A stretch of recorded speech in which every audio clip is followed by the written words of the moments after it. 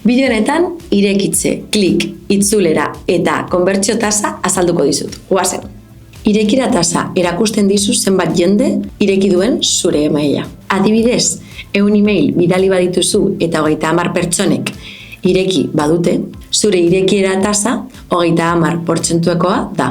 Orokorrean 20 edo 25%ko tasa, baino handiagoa bada ondo zoaz. Klik tasa adierazten du zenbat pertsonek klik egin dute zure email barruko esteka batean. Zure emaila interesgarria den jakiteko modu bat da.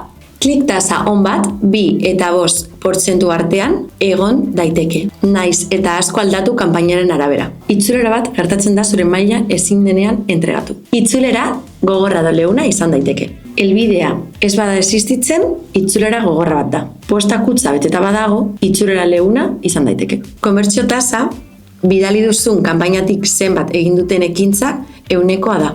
Hau da, zure kanpaina 1000 pertsona ikusi badute eta 50 pertsona erosi badute, zure konbertsio tasa 5%koa izango da. Laburbilduz, irekitzeak zenbat jende ireki du zure kanpaina, kliks zenbat jende egin du klik zure CT-an, itzulketak norengana ez da iritzi eta konbertsio tasa zenbat pertsona egin dute ekintza.